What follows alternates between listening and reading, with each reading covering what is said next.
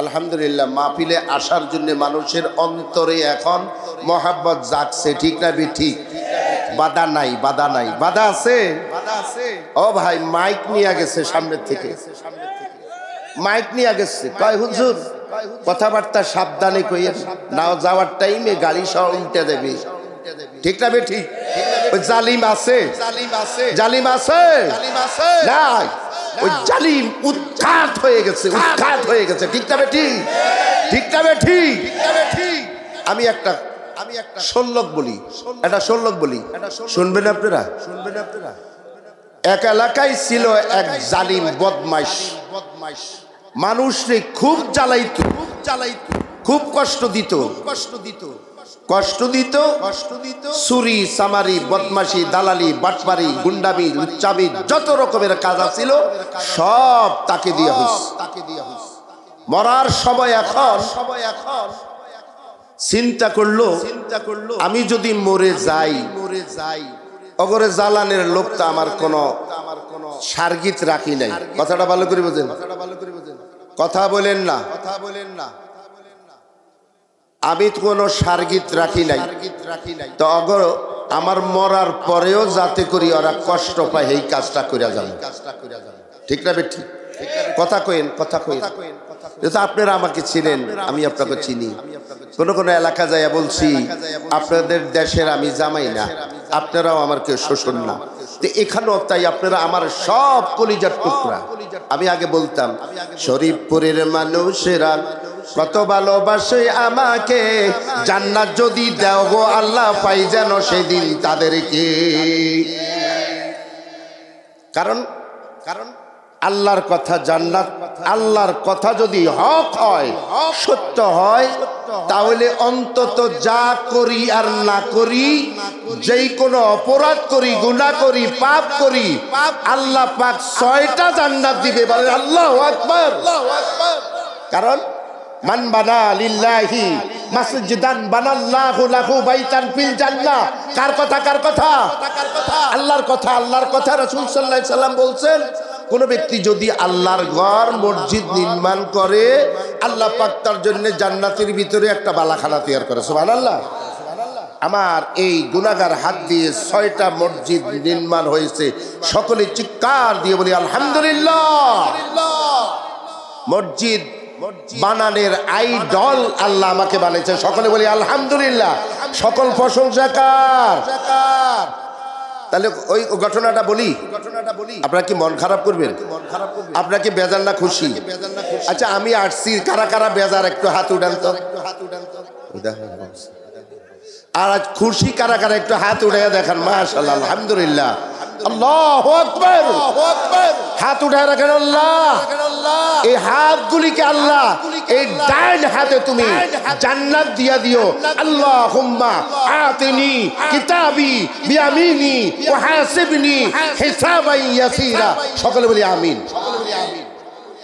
আল্লাহ পাক আপনাদের আমলনামা ডাইন হাতে দান করুক, সকলে বলি আমিন। ওযু করতে দোয়াটা পড়বেন ডাইন হাত দুইতে, আল্লাহুম্মা আতিনি কিতাবি বিয়ামিনি ওয়া হাসিবনি হিসাবান ইয়াসিরা। আল্লাহ মেহেরবানি করে আমার ডাইন হাতে আমলনামা দিন। আবার বলবেন বাম হাত দিতে, আল্লাহুম্মা লা তু'তিনি কিতাবি বিশিমালি ওয়ালা বিওয়ারাইহিম জহরি। আল্লাহ বাম দিক থেকে ঘুরাইয়া এই পশ্চাৎ দিক থেকে আবার বাম হাতে আমলনামা দিও না। মুখ ধোয়ার সময় আবার পড়বেন আল্লাহুম্মা বাইয়িদ ওয়াজহিয়া ইয়াওমা তাবিয়াদ্দু উজুহু ওয়া তাসওয়াদ্দু উজুহু। আল্লাহ পাক হাশরের ময়দানে হযরতে আয়েশা সিদ্দিকা রাদিয়াল্লাহু তাআলার কাছে রাসূল সাল্লাল্লাহু আলাইহি সাল্লাম যখন বলছেন যে জান্নাতি লোকগুলি আমি বেছে বেছে নেব, সুবহানাল্লাহ। আয়েশা সিদ্দিকা বললেন, ইয়া রাসূলুল্লাহ, কি করি সম্ভব? লক্ষ লক্ষ পয়গম্বর, কোটি কোটি উম্মতের ভিতরে আপনি কি করে আপনার উম্মতগুলি বাছাই করে নেবেন? আল্লাহ রাসূল বলেন, তাদের ওই লোকগুলি আমি ওইভাবে চিনব ওযুর কারণে এবং ওযু করার কারণে তাদের চেহারার ভিতরে নূর জ্বলতে থাকবে, বেছে বেছে আমি জান্নাতে নিয়ে যাব। সুবহানাল্লাহ।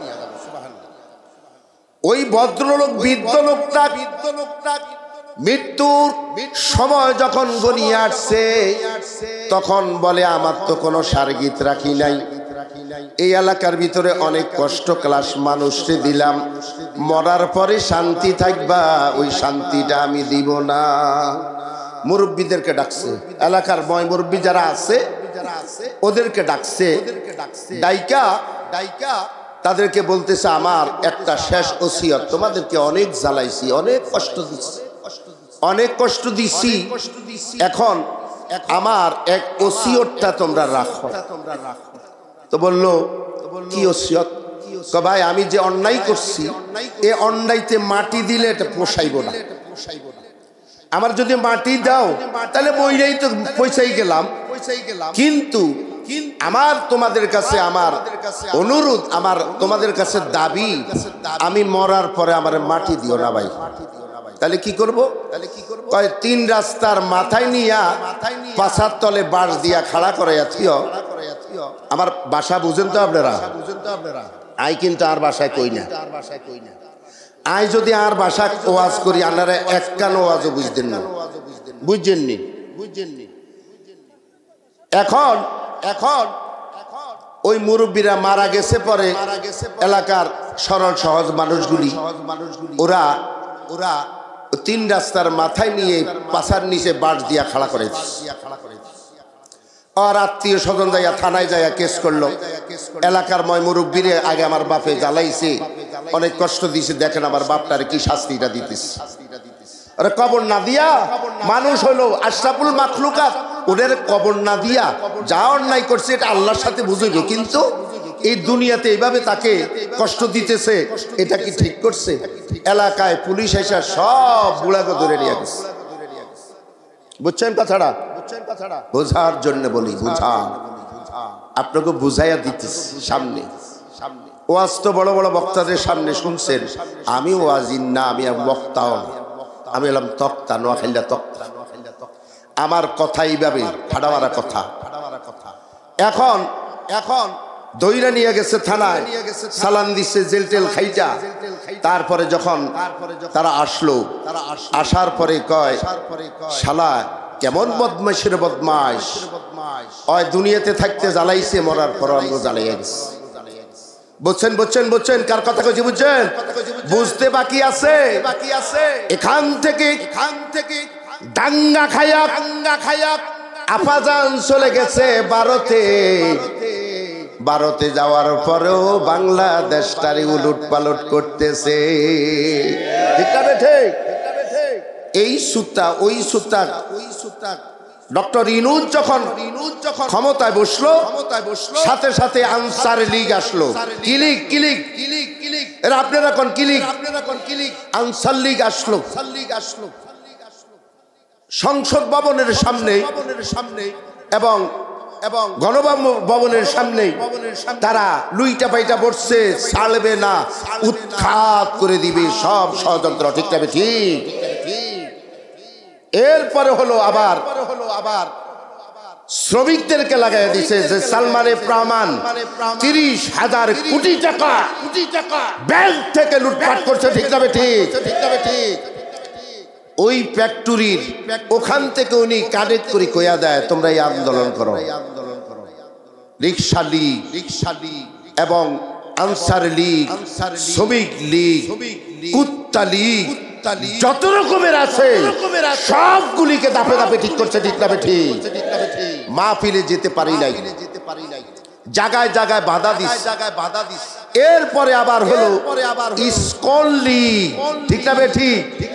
কিছুদিন আগে ইসকন সংগঠন আবার তারা মাথা জাড়া দিয়া উঠছে।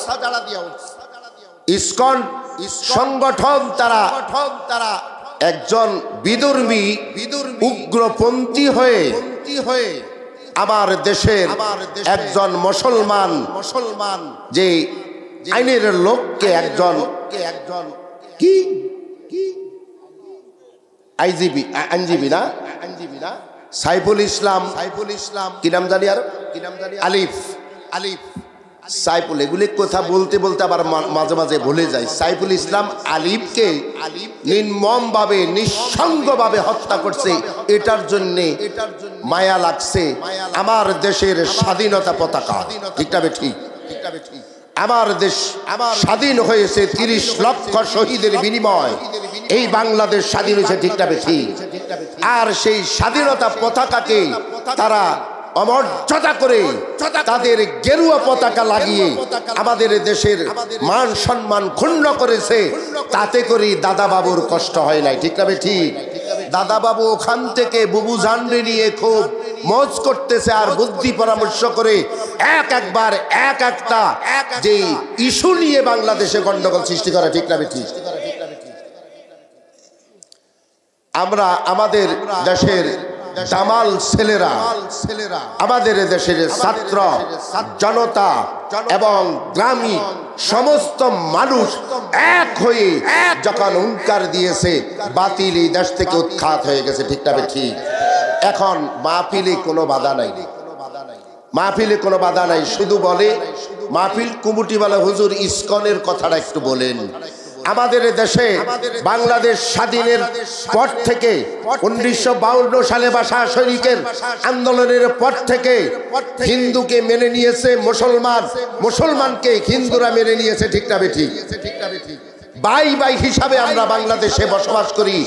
ইহুদি, খ্রিস্টান, নাসারা, হিন্দু, বৌদ্ধ যত দল আছে সব দল নিয়ে আমরা একসঙ্গে বসবাস করতেছি। আমাদের ভিতরে দাঙ্গা হাঙ্গা নাই। কুমুটি করে আমরা এই বছর চিন্তা করলাম দুর্গা পূজায় এবার তো ইনশাল্লাহ দাদালিগরা আছে, এক ধরনের দাদালিগ, ওই দাদালিগরা দুর্গা পূজার মূর্তি ভাঙবে আর হলো জমাত বিএনপির নাম দিবি। ঠিক না ঠিক? একটা কিছু হলে জমাত আর বিএনপির নাম দিয়া বসে, তারপরে হলো তারা স্টিম রোলার চালিয়ে যায়। ঠিক না ঠিক? তাদের আইন তারা করে থাকে। আর ওই জিনিসটা বাংলার জমিনে কমতি কালো হইতে দেওয়া যাবে? যাবে? কিছু কিছু লোক বলে না, পিছনে মনে একটু রাগ আছেন আপনারা, রাগ করবেন না। বাংলাদেশ স্বাধীন হয়েছে, স্বাধীনতার স্বাধীন পাওয়া যায় নাই। আর যখন 5 মে স্বাধীন হয়েছে, আপনারা যারা নগদ জন্ম নিয়েছেন তারা স্বাধীন দেখেছেন, কিন্তু আপনারা এই সামান্যতম মরা দেখে লাশ আমাদের সামনে দিয়ে 71 সালে একের পর এক লাশ 1 জন 5 জন 7 জন করে শিকল বাইন্দা নদীতে ছেড়ে দিয়েছে। ওই লাশগুলো আমরা চোখে দেখছি, ওই লাশ আমাদের সামনে গেছে। এই 5 মে যেই 5 আগস্টে যে হত্যা হয়েছে, এটা একদম একেবারে কম। তার কারণ হলো একটা মরলে 4টা দাঁড়ায়। কি ঠিক না ঠিক? একটা মরলে 4টা আগায়া যায়, আয় গুলি কর। ঠিক না ঠিক? বুকের পাটা খুলিয়ে দিয়ে তারা বলে যায় গুলি কর। এইভাবে তাহলে আমাদের দেশ থেকে ভাইরাস গেছে, ভাইরাসের এখনো জাত রয়ে গেছে। ক্যান্সারের ভাইরাস এখনো আমাদের দেশে আছে কি নাই? যারা ওই ক্যান্সারের আক্রান্ত আছেন, আপনাদেরকে সবিনয় নিবেদন করছি, মেহেরবানি করে আপনারা ওই ভাইরাস ত্যাগ করেন, এক আল্লাহ এবং রাসূলের তাবেদারি করেন, তাহলে আপনাদের মঙ্গল হবে, ভালো হবে। ঠিক না ঠিক? কারণ আমাদের দেশ নিয়ে এখন দাদা বাবু সিনেমিনি খেলছে। আমাদের দেশ নাকি 10 মিনিটে আউট করে ফেলবে, 10 মিনিটে দখল করবে। তোমার মামুর বাড়ির আবদার না। ঠিক না ঠিক? এই দেশের মুসলমান একটাই হাতিয়ার আছে। আমি এই জুমার আগের জুমায় আমি লাইভে ছেড়ে দিয়ে বলছি, আমাদের সেনা প্রধান এবং সেনাবাহিনীর কর্মকর্তাদের কাছে আবদার জানাইছি, আমার বয়স থেকে শুরু করে আমার মতো লোক এখনো আমি গুলি চালানের, মেশিন গান চালানের মতো ট্রেনিং দেওয়ার পরে পাওয়ার আছে, ক্ষমতা আছে। ঠিক না ঠিক? নব যুবকদেরকে প্রশিক্ষণ দেওয়া হোক, যাতে করি কোন রাক্ষস আমাদের দিকে যে আর চোখ করে না তাকাইতে পারে। ঠিক না ঠিক? আমাদের দেশের দিকে যদি কেউ নজর দেয়, আমরা ওই শকুন রাখবো না। ওই শকুন আমরা একদম নিচ্ছিন্ন করে ফেলবো এই দেশ থেকে। ঠিক না ঠিক? রাজি আছেন কারা কারা? রাজি আছেন তো ইনশাআল্লাহ? আমাদের দেশে যদি একটা ক্ষতি হয়, কিছুদিন আগে বর্ডারে যে আমাদের দুইজন সাধারণ পাবলিক মরছে, তারা হানা দিছে, সাধারণ পাবলিক আগিয়ে গেছে, আর তাদের 16 জন মারা গেছে। কয়জন? 16 জন মারা গেছে। বুঝতে হবে এটা বাংলার বাঘ, এই সব বাঘের সামনে বিড়ালের কোনো খানা নাই। ঠিক না বেঠি? আমরা বুকের রক্ত দিয়ে হলো আমাদের এই বাংলাদেশের এই মাটিকে রক্ষা করব, আর কোন কালো হাতের ছায়া বাংলাদেশে পড়তে দিব না ইনশাআল্লাহ। ভাইয়েরা আমার লক্ষ্য করুন, নিজের মাতৃভূমির জন্য রাসূল সাল্লাল্লাহু আলাইহি ওয়াসাল্লাম যখন উহুদের যুদ্ধের যখন ডাক আসলো, রাসূল সাল্লাল্লাহু আলাইহি ওয়াসাল্লাম সাহাবাদেরকে বলছেন, ও সাহাবীরা, তোমাদের কার কাছে কি আছে এই মাতৃভূমি দখল করার জন্য? আবু জেহেল, আবু লাহাব, উতবা, সাইবা, ওই কাফের মুশরিকরা এই দেশটাকে দখল করে নিয়ে যাওয়ার জন্য আসছে। তোমরা কারা কারা আছো? তোমরা জিহাদের ময়দানে ঝাঁপিয়ে পড়ার জন্য। সাহাবাই কারাম রাদিয়াল্লাহু তাআলা সকলে এক বাক্যে বলল, ইয়া রাসূলুল্লাহ, ইয়া হাবিবাল্লাহ, আপনি যাই আমাদেরকে হুকুম করেন, যা অনুমতি দেন। আপনার অনুমতি পেয়ে আমরা নিজের বুকের রক্ত দিয়ে আমাদের দেশকে রক্ষা করব। রাসূল সাল্লাল্লাহু আলাইহি ওয়াসাল্লাম ছিলেন আমাদের আদর্শ নেতা। ওই নেতার নেতৃত্ব শুরু হয়েছে মক্কা থেকে মদিনা পর্যন্ত, মদিনা থেকে সারা বিশ্বে রাসূলের নেতৃত্ব ছিল। ঠিক না বেঠে? সাহাবাই কারাম ঝাঁপিয়ে পড়লেন উহুদের ময়দানে। যুদ্ধ শুরু হয়ে গেল। হানজালা রাদিয়াল্লাহু তাআলা উহুদের যুদ্ধের আগের দিন বিকাল বেলায় আল্লাহর রাসূলের চাচা হানজালা রাদিয়াল্লাহু তাআলার বিবাহ আল্লাহর রাসূল পড়াইলেন। আল্লাহর রাসূল যখন বিবাহ পড়াইলেন, আর হানজালা রাদিয়াল্লাহু তাআলা যখন বিবিকে নিয়ে বাসর ঘরে গেলেন, ওই মুহূর্তে খবর আসলো কানে যেন কে আওয়াজে দিতেছে, মুহাম্মাদুর রাসূলুল্লাহ সাল্লাল্লাহু আলাইহি ওয়াসাল্লাম কতল, রাসূল কতল হয়ে গেল। এই খবরটা হানজালার কানের কাছে আসলো। হানজালা শোয়া থেকে উঠলো, বলল, বিবি রে, আবার রাসূল সাল্লাল্লাহু আলাইহি ওয়াসাল্লাম উহুদের ময়দানে যুদ্ধে কতল হয়েছে। বলেন আল্লাহু আকবার। হযরতে হানজালা রাদিয়াল্লাহু তাআলার স্ত্রী বলল, স্বামী, আপনার সাথে আমার বিবাহ হলো, আপনার সাথে আমার বাসর হলো, আপনার সাথে আমার দৈহিক মিলন হলো। আপনার তো ফরজ গোসলের দরকার আছে কি নাই? আপনি অন্তত ফরজ গোসলটা করে যান। সাথে সাথে আবার কানে আওয়াজ আসলো, মুহাম্মদ কতল হয়ে গেছে। হযরতে হানজালা রাদিয়াল্লাহু তাআলা বিবিরে বললেন, বিবি তলোয়ারটা দাও আমার। বলল, স্বামী, আপনি গোসলটা করে যান, ফরজ গোসল। কি গোসল? ফরজ গোসল। ফরজ গোসলের চাইতে উত্তম হলো জিহাদের ময়দানে ঝাঁপিয়ে পড়া। ঠিক না বেটি? সামনে আসতেছে। হানজালা রাদিয়াল্লাহু তাআলা তলোয়ার হাতে নিয়ে বিক্রমে উহুদের ময়দানে রওনা করলেন। ওখানে গিয়ে ঘোড়ার পিঠে সওয়ার করে যখন দেখলেন কাফের মুশরিকরা আসতেছে, কাফের মুশরিকদেরকে এক এক করে কয়েকজনকে জাহান্নামে পাঠাইয়া দিলেন। আল্লাহু আকবার কবেন না? জাহান্নামে পাঠাইয়া দিলে এর কিছুক্ষণ পরে পিছন থেকে হানজালা রাদিয়াল্লাহু তাআলাকে আঘাত করলো, বর্ষা মারলো। হানজালা রাদিয়াল্লাহু তাআলা পড়ে গেলেন, জমিনে পড়ে গেলেন। সাথে সাথে শাহাদাত বরণ করলেন। ইন্না লিল্লাহি ওয়া ইন্না ইলাইহি রাজিউন। উহুদের ময়দানে যখন রাসূলুল্লাহ সাল্লাল্লাহু আলাইহি ওয়াসাল্লামের মাথার হেলমেট যখন কাফেরদের বর্ষার আঘাতে যখন হেলমেটটা ভেঙে আমার রাসূলের দান্দান মোবারক শহীদ হয়ে গেছে, দান্দান মোবারক শহীদ হয়ে গেল।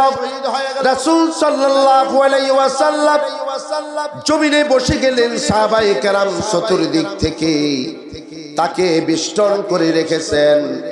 আর প্রতিমধ্যে খবর হয়ে গেছে মুহাম্মদ নাই, মুহাম্মদ নাই, মুহাম্মদ দুনিয়ার থেকে বিদায় হয়ে গেছেন।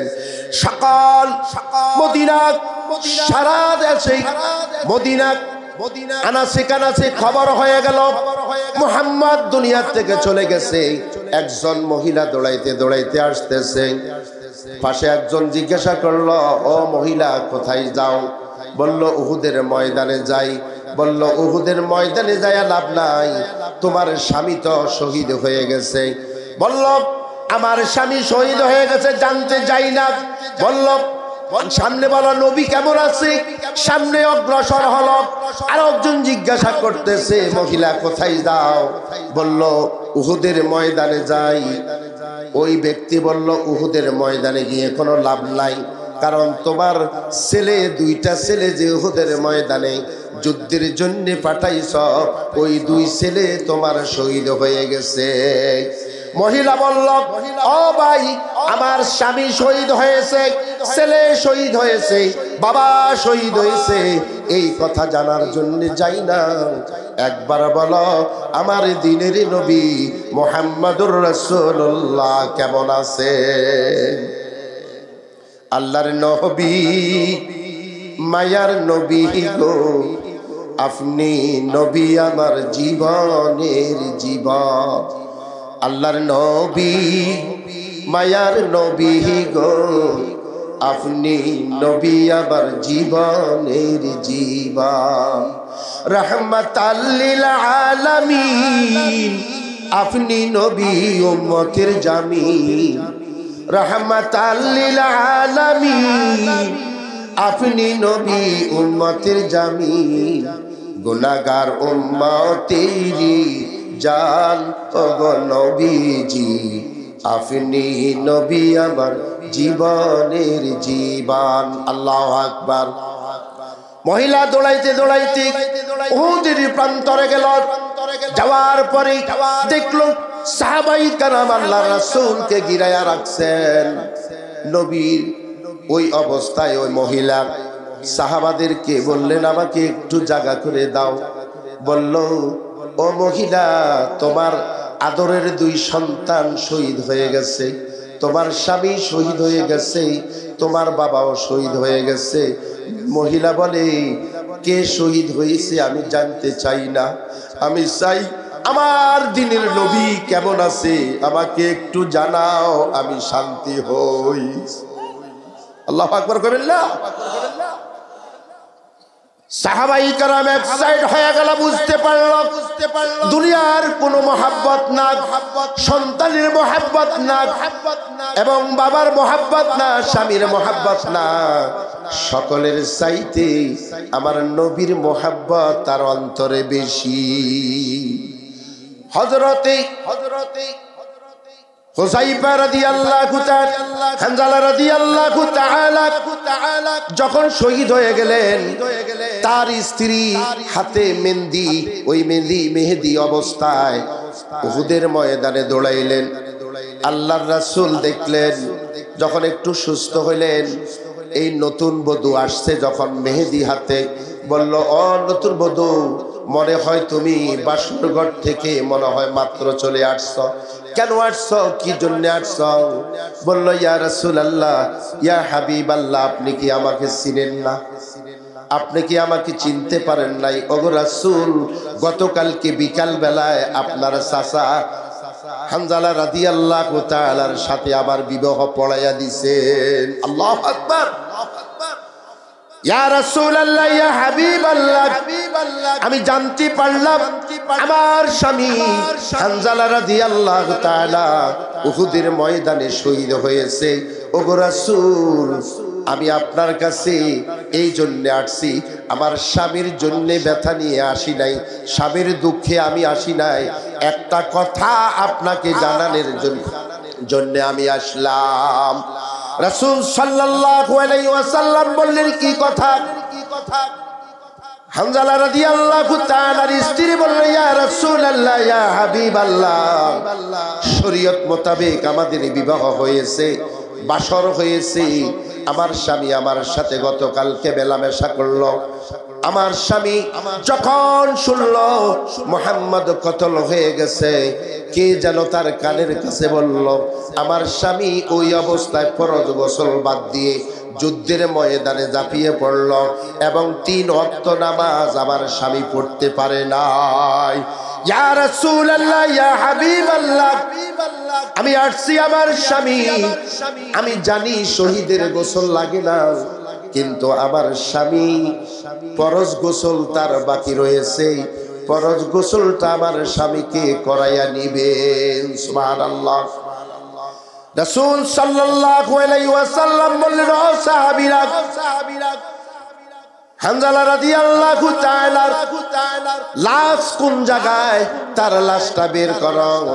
সাহাবায়ে কেরাম একজন দুইজন না, উহুদের ময়দানে 70 জন সাহাবী শহীদ হয়েছে। হযরতে হানজালা রাদিয়াল্লাহু তাআলার লাশটা এক পাশে পড়ে আছে। আবার রাসূল বলি আমার দে, আমি একটু হানজালার চেহারাটা দেখি। আল্লাহর রাসূল দেখলেন হানজালা রাদিয়াল্লাহু তাআলার মাথা থেকে টপ টপ করে পানির ফোঁটা পড়তেছে। সাহাবায়ে কেরাম দেখলেন হানজালা রাদিয়াল্লাহু তাআলার সমস্ত শরীর কে যেন গোসল করাইয়া মাত্র নামাইছে। আল্লাহর রাসূল আসমানের দিকে তাকিয়ে আছেন আর বললেন, ও সাহাবী শুনো, হানজালা রাদিয়াল্লাহু তাআলাকে আমার আল্লাহ জান্নাতের পানি দিয়ে ফেরেশতার মাধ্যমে তাকে গোসল করাইয়া দিছে। মুসলমান ভাইরা আমার, এইভাবে করে শহীদ হইল হানজালা রাদিয়াল্লাহু তাআলা। আল্লাহর রাসূল নিজের হাতে ওই উহুদের মাঠে 70 জন সাহাবীকে কবরস্থ করেছেন, তাদেরকে ওখানে কবর দিয়েছেন। যারা হাজী সাহেব হজ করতে গেছেন, উহুদের পাশে 70টা কবর আছে কিনা? ওখানে এমন কোন হাজী নাই ওই কবরগুলি দেখে তাদের চোখের পানি ছেড়ে দেয় নাই। হানজালা রাদিয়াল্লাহু তাআলার স্ত্রী বলেন, যখন আমি উহুদের ময়দানে উহুদের পাশে যখন গেলাম, যায়া দেখলাম ওই উহুদের পাহাড়টা, মদিনার ভূমিটা থরথর করে কাঁপতেছে। আর থরথর করে কাঁপা দেখে উহুদ পাহাড় কাঁপতেছে। ওখানে আমি যখন 10 সালে হজে গেলাম, আমি অনেক তথ্য নিলাম। ওখানে আল্লাহর রাসূল কোন ঘরে ছিলেন, উম্মে হানির ঘরটাও আমি খবর নিলাম।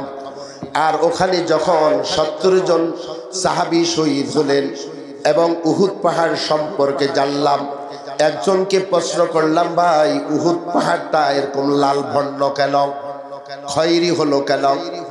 ওই আরবি লোকটা বলে, উহুদ পাহাড় আগে ছিল কালো, পাহাড় তো কালোই হয় বা সাদা হয়। এই উহুদ পাহাড়টা কালো ছিল।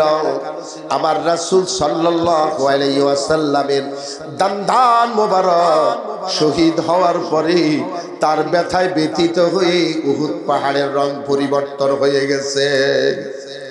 সুবহানাল্লাহ কবির না? সে রাসূলের উম্মত। হে রাসূল তোমায় ভালোবাসি, অন্তরে শুধু মুখে না, জান্নাতের আশা নাই হে রাসূল, জাহান্নাম কেউ ডরি না। হে রাসূল তোমায় ভালোবাসি,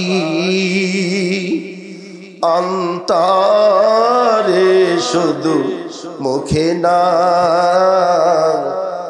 জান্নাতের আশায় না হে রাসূল জাহান্নাম কেউ ডরি না জান্নাতের আশায় না হে রাসূল জাহান্নাম কেউ ডরি না আল্লাহু আকবার হানজালার স্ত্রী বললেন উহুদ পাহাড়ের পাশে যখন আসলাম উহুদ পাহাড়টা থরথর করে কাঁপতেছে আমি সাহাবীদেরকে প্রশ্ন করলাম সাহাবীরা রে কিছু কিছু সাহাবী ছিল তারা দেখলাম আমার নবীর রক্ত মোবারক শরীরে মাখতেছে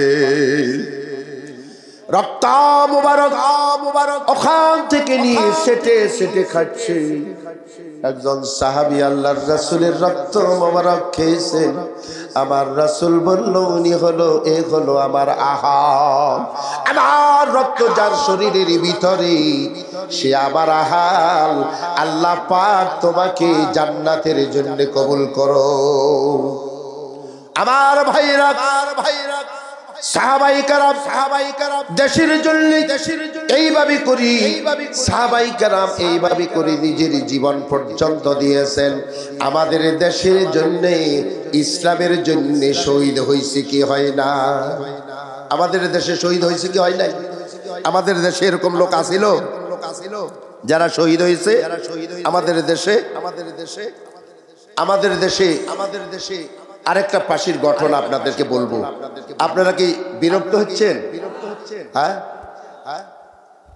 হযরত আশরাফ আলী থানভী রাহমাতুল্লাহ আলাইহির একটা হেকায়ার ভিতরে একটা ঘটনা আসছে সে ঘটনাটা হলো আশরাফ আলী থানভী রাহমাতুল্লাহ এক জায়গায় সফরে গেছেন সাথে একজন সঙ্গী নিয়ে গেছেন ওই সঙ্গীকে লাগবে না ওই সঙ্গীকে নিয়ে সফরে যাওয়ার পরে যেই দেশে গেছেন ওই দেশে ঘিয়ের দাম আর পানির দাম সমান বলবো কথাটা বলবো ঘিয়ের দাম আর পানির দাম সমান ওই তার সাহাবী তার মুরিদ বলল হুজুর আমাদের দেশে তো ঘি কিনা খাওয়া যায় না দাম অনেক বেশি তো এই দেশে আমি পানি খাবো না ঘি খাবো কয় ঘি খাইবা ঘি বেশি খাইলে গাল মোটা হয়ে যাবে বিপদ আছে হুজুর যাই হোক বিপদ থাকবো আমি গিয়ে খাবো পানি খাবো না কারণ হুজুরের সার্গি হুজুরের অনুমতি নিয়ে ঘি খায় এখন এই ঘি খাইতেছে গাল মোটা হয়ে গেছে ওখান থেকে সফরে থাকতেই ওই দেশে দুইটা চোর আসছিল ওই চোর ওয়াল ডাঙ্গাইয়া ভিতরে যাইতে ওয়াল ভাঙ্গিয়া পড়ে একটা চোর মারা গেছে পরে এখন লগের ওই চোরটা একা হয়ে গেছে আর চুরি চামারি করে না ওই চোরটা হলো সরকারি দলের লোক ওই চোরটা হলো সরকারি লোক এখন চিন্তা করলো আমার লগেরটা মারা গেছে এখন আমি চুরি চামারি আর করতে পারি না কাজী এখন আমার এই চোর লগের ভাইয়ের জন্য আমার বিচার দিতে হবে কার নামে বাড়িওয়ালার নামে বিচার দিল মামলা করলো বাড়িওয়ালার নামে মামলা করলো যে আমার লগের ভাই মারা গেছে যে দেশের সরকার সে বলল আমার দলের লোক মারা গেল এটা তো বরদাস্ত করা যায় না ও বাড়িওয়ালাকে ধরে নিয়ে আসো তার ফাঁসি দেব ফাঁসির রশি আনছে আমেরিকা থেকে ফাঁসির রশি আনছে আনার পরে এখন ফাঁসি দিবে ওই লোকটার চোরের মালিকরে ফাঁসি দিবে মালিকরে ডাকছে তোমার ফাঁসি কয় কেন তুমি ওয়াল নরম করে বানাইছ যাতে করে ওয়াল ভাঙ্গা আমার দলের লোক মারা গেছে এটা তো আমার হাত নাই তোমার হাত নাই এটা তো মিস্ত্রি বানাইছে তাহলে কথা ঠিক আছে মিস্ত্রি ডাকো আমাদের দেশের বিচার ব্যবস্থার কথা নিয়ে বলছি কথাটা ওয়াজ তো কত শুনে কথাগুলি শুনে না কাজে লাগবে আমার দলের লোক মারা গেছে তাহলে মেস্তুরিরে ডাক দাও মেস্তুরিরে ডাক দিছে এই তোমার ফাঁসি কয় কেন তো ফাঁসি হলো তুমি ওয়াল নরম করে বানাইছো আমার তো দোষ না ফাঁসি হলে আমার হেল্পারের হবে কয় হেল্পার রে, তাহলে ঠিক আছে, কথা ঠিকই। হেল্পার মাল মেডিসিন নরম করে গোলাইছে, ওই নরম মাল মেডিসিন লাগাইছি, তাতে করি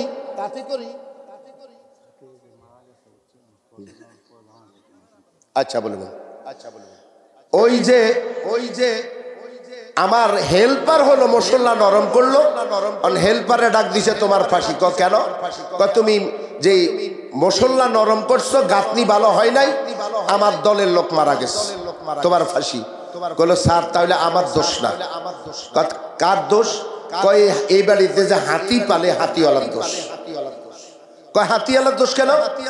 হঠাৎ করে হাতি একটা দৌড় মারছে, আমার হাতে যে পানির বালতি ছিল ওই ডরের ছোটে পানির বালতি পড়ে গেছে, পানি বেশি পড়ে গেছে, তাহলে দোষ আমার না স্যার। তাহলে হাতিওয়ালারা ডাকো। হাতিওয়ালারা ডাকছে, তোমার ফাঁসি। আমার দলের লোক মারা গেছে, 60টি খালি কথা না। কয় কেন ফাঁসি?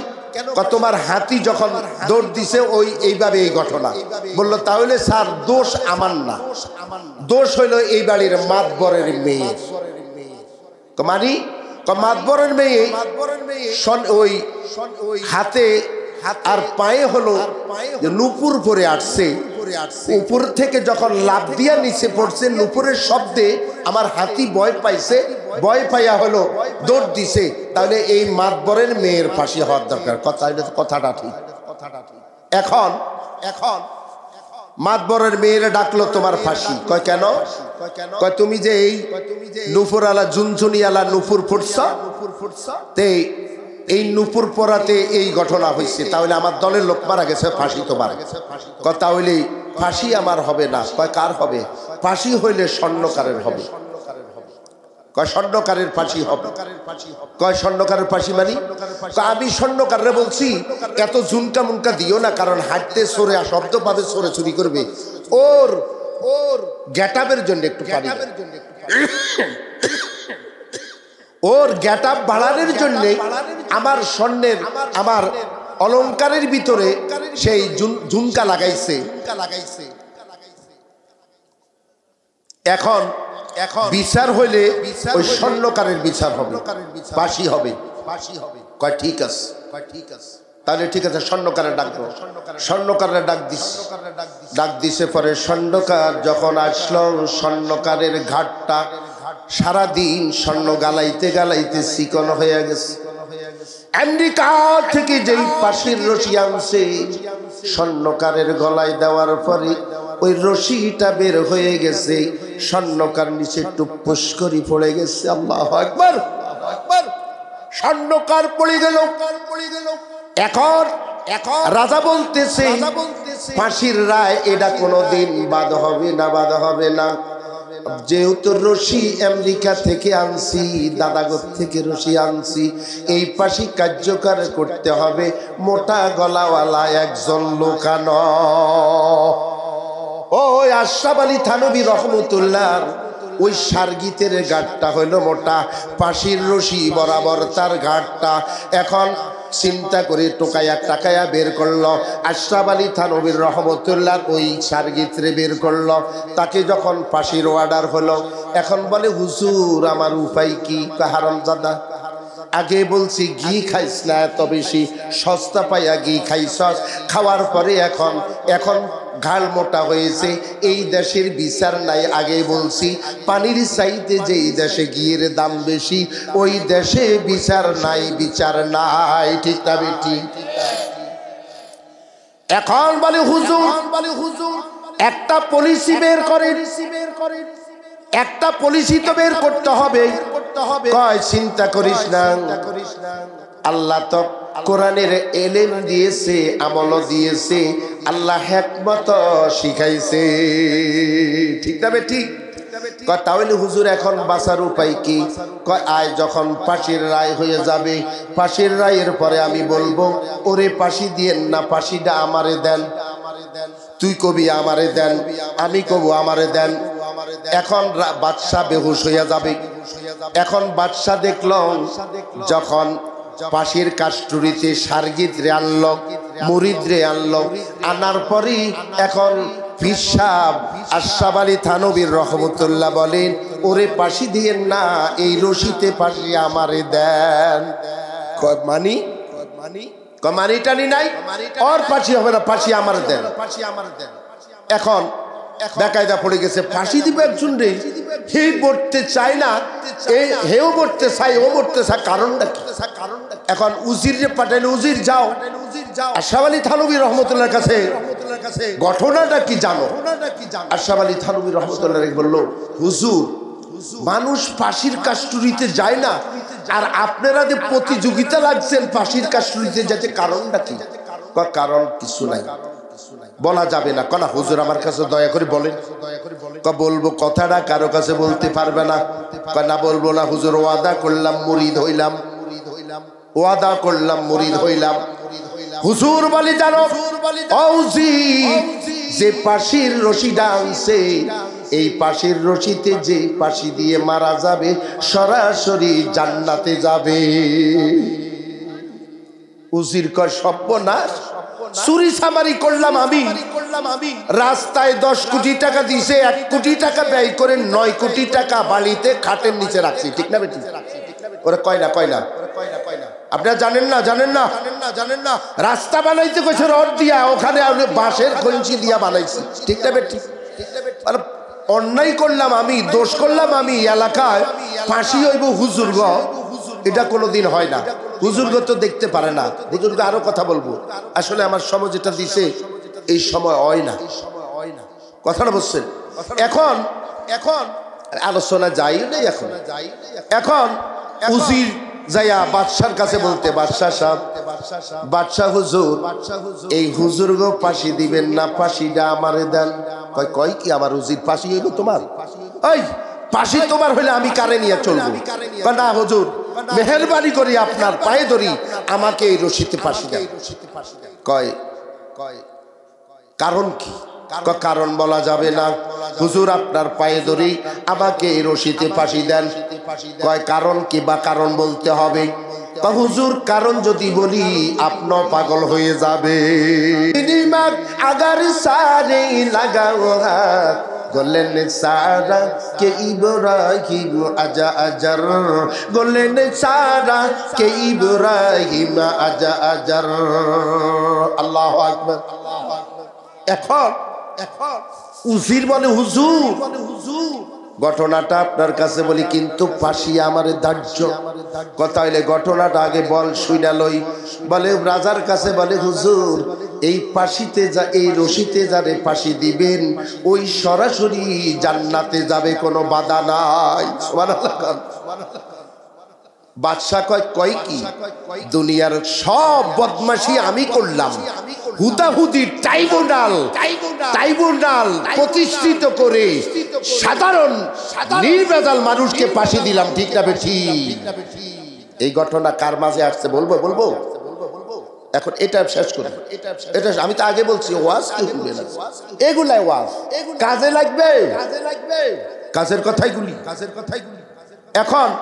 এখন রাজা কয়, হারামজাদা, আমি এখানে বৈশাখ কলম ঘুরাইয়া বাড়ি করছি যে বেগম পাড়ায় 3টা, মশারি পাড়ায় 2টা, এরপরে মালয়েশিয়া 4টা, ভারত দাদার দেশে 3টা, ইরাকে 2টা, অমুক জায়গায় 1টা বাড়ি করছি, আর সব সর্বনাশ আমি করছি, ফাঁসি তোর হইব, এটা হয় না। এবার রাজা হুকুম করলো ফাঁসি এদের কারণ, ফাঁসি আমাকে দাও। কর আল্লাহু আকবার। এটা আশরাফ আলী থানভীর একটা হাকায়ার ভিতরে বাস্তব ঘটনা। এই ঘটনার সাথে আমাদের বাস্তব ঘটনা আসতেছে। কয়না হ্যাঁ, মীর কাশেম আলী মিন্টুকে আমেরিকা ছিল, ট্রাইব্যুনাল গঠন করে মীর কাশেম আলীকে আনছে, কিসের দাওয়াত দিছে? এই দেশে আপনি যদি জিকিরের দাওয়াত দেন কোনো মামলা নাই, খালাস। তবলিগের দাওয়াত করেন, আসেন ভাই বসেন, এরপরে যদি বসা যান দাওয়াত দেয়, কোনো মামলা নাই। ঠিক না ঠিক? নামাজের দাওয়াত দেন, মামলা নাই। এরপরে আপনি যদি রোজার দাওয়াত দেন, মামলা নাই। হজের কথা বলেন, মামলা নাই। আর যদি বলেন এই আল্লাহর জমিনে আল্লাহর কোরআনের আইন চলবে, এই দাওয়াতটা দেওয়ার পরে আপনার নামে মামলা হবে, গায়েবী হবে 13টা, আর সরজমিনে হবে 12টা, এরপরে হলো গোপনে ছেলের নামে হবে 14টা। ঠিক না কয় না? ঠিক না বেটে? মীর কাশেম আলী মিন্টুকে আমেরিকা তার লোকেরা বলল, স্যার আপনি দেশে যাবেন না, আপনি দেশে যাবেন না, আপনি দেশে গেলে আপনার বিপদ আছে। কয় কি বিপদ? আমি জেল খাটতে রাজি আছি, আমি ফাঁসির কাস্টডিতে ঝুলতে রাজি আছি, কিন্তু আমি প্রমাণ করব আমি দোষী না।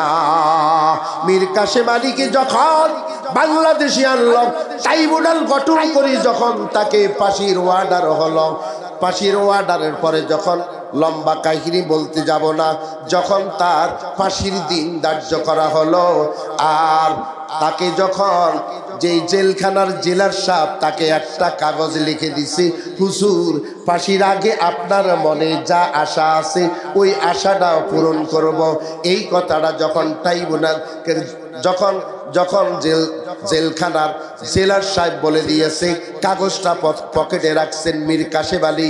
মীর কাশেম আলী মৃত্যুর 3 ঘন্টা আগে বলল, হুজুর আপনার তো ফাঁসির আজকে 3 ঘন্টা পরে ফাঁসি হবে।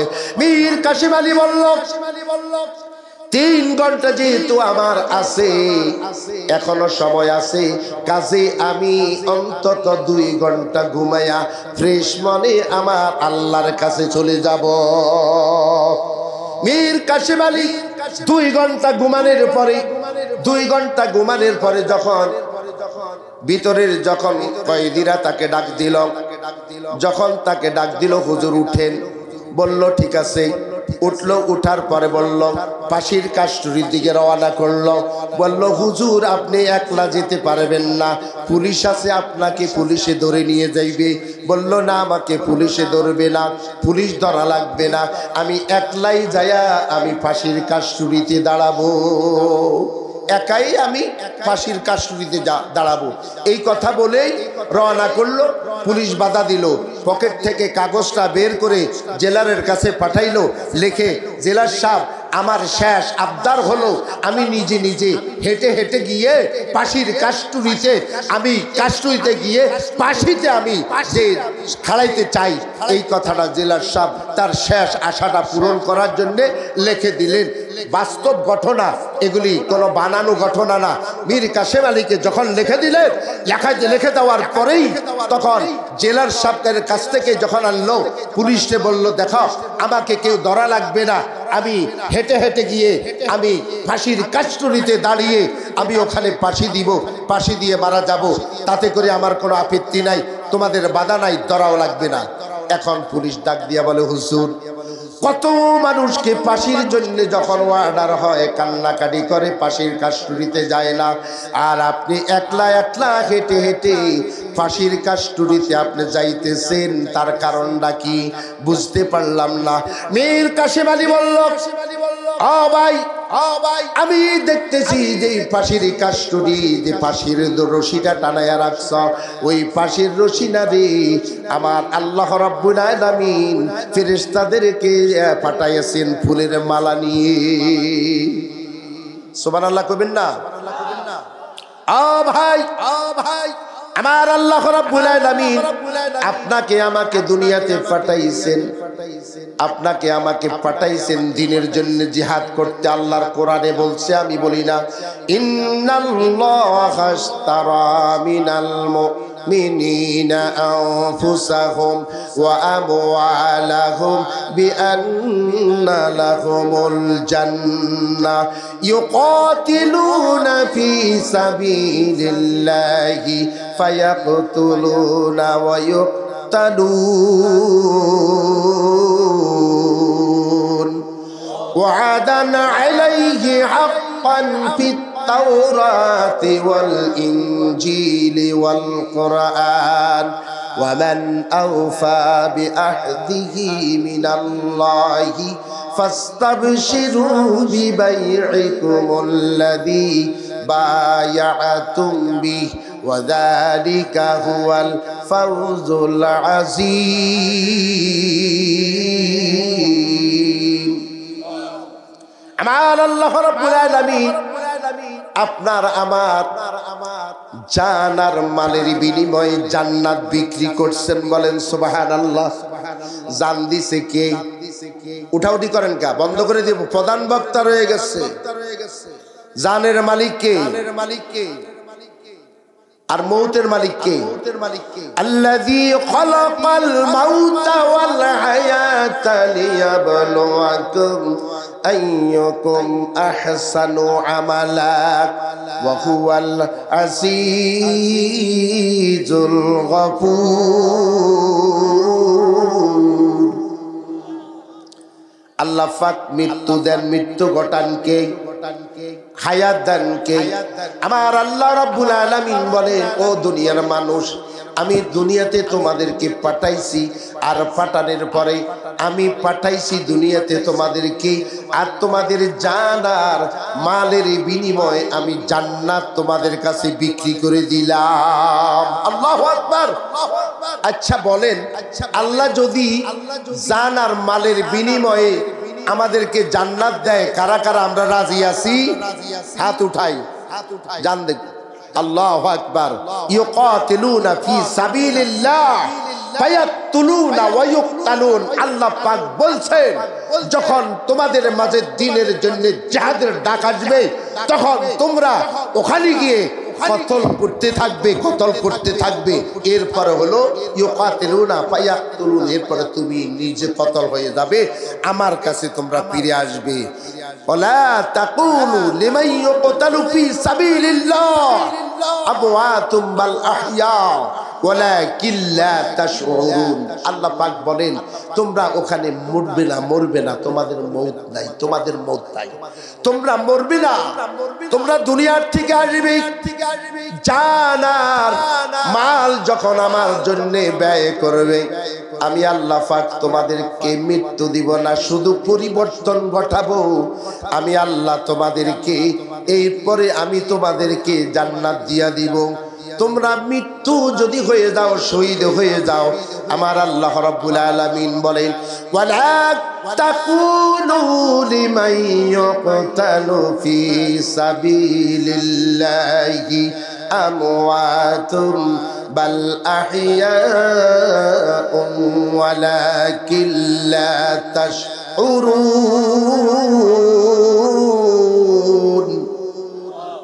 আল্লাহ রাব্বুল আলামিন বলেন যারা শহীদ হয় রে তাদেরকে তোমরা মৃত বলো না তারা আমি আল্লাহর কাছে আসে আমি তাদেরকে জান্নাতে সবুজ পাখি করে আমি তাদেরকে জান্নাতের ভিতরে সওয়ার করার জন্য পাঠাইয়া দিলাম ভাই আমার আল্লাহ রাসূল সাল্লাল্লাহু আলাইহি ওয়াসাল্লাম বলছেন আল্লাহ পাক বলছেন ইয়া রাসূলুল্লাহ ইয়া হাবিবাল্লাহ আপনি জানাইয়া দেন মান বানা লিল্লাহি মাসজিদান বানাল্লাহু লাহু বাইতান ফিল জান্নাহ ওরে বাবা আমি তো একবার আপনাদের সাথে বললাম আমি গোলামের হাত দিয়া 6টা মসজিদ হইছে কয়টা 6টা মসজিদ এটা হলো আমার 5 নাম্বার মসজিদ এই 5 নাম্বার মসজিদটা আমি যখন আমার হাতে নিজেই দেখশুন করছি নিজের হাতে কাজ করছি অনেক সময় হাতের রক্ত বের হয়েছে অনেক সময় ইট ছেঁচা লেগে ব্যথা পাইছি